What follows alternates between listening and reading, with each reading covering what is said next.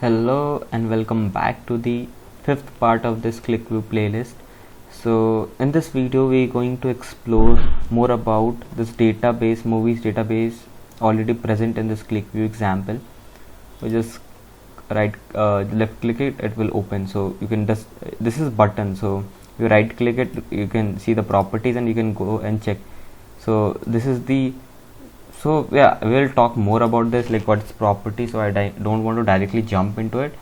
You can see here those are the languages they have, and so it's the basic overview if I give is, so this three 1 2 3 4 5 6, this is called sheets. So if you click on each sheet is a data model sort of structure, and in all this structure we have a backend. So if you click Control E, it will show you what are the databases used.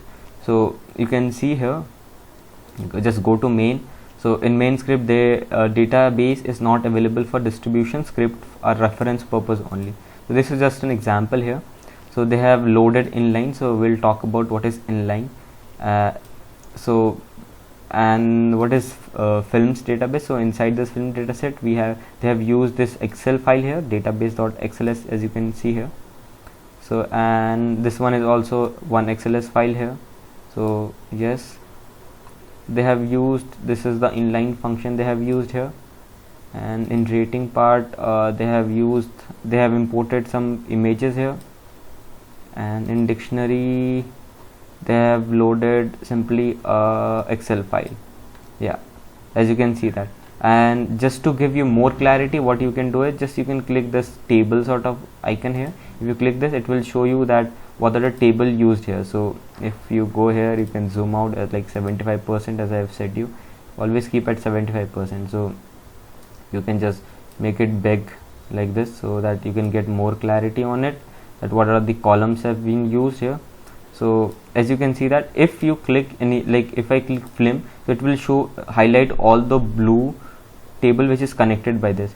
So this film is connected by this film count by a column name as title. So both names should be always similar. If the name, so the one drawback here is, so whenever you create two tables here and they have different, okay, if the columns are different but the name of the column are same, so the QlikView will automatically connect that. So you have to just be cautious about that. Whenever you create a table, just try to put, like if this is title and this is a title but both of titles are different, you can just put that like hyphen the table name sort of that, so that will be clear to you also. And if you see here, if we drag this one and this one here so that it can more clear.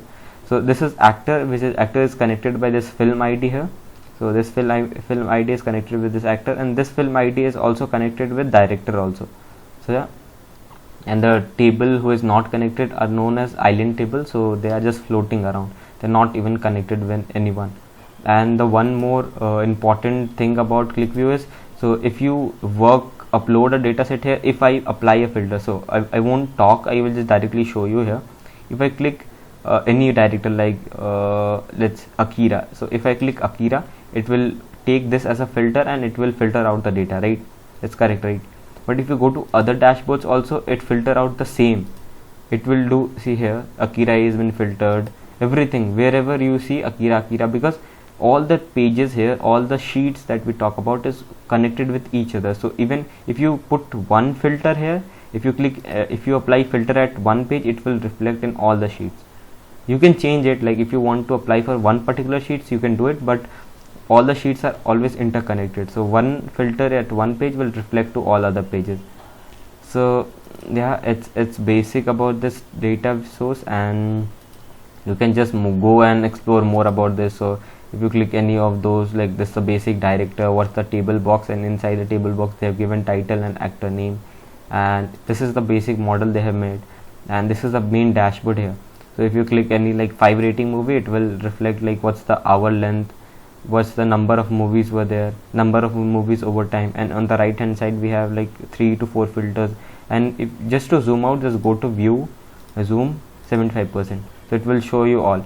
So you can use this clear button here, or you can use this clear button just to clear out the filter. So now we don't have any filter here. So yeah, I guess you you had understood the basic about this. And the shortcut I was talking about, if you press Ctrl E, it will open the script editor. So here how we have loaded the dataset is like written here, so you don't have to take tension. We will talk about this in the later part of the video. And just to like open the table format, you can click here, or what you can do is just press Ctrl T. If you press Ctrl T, it will do the same task as like what you are doing there. So I guess this, just remember this shortcuts, because that is going to be used a lot in the upcoming video.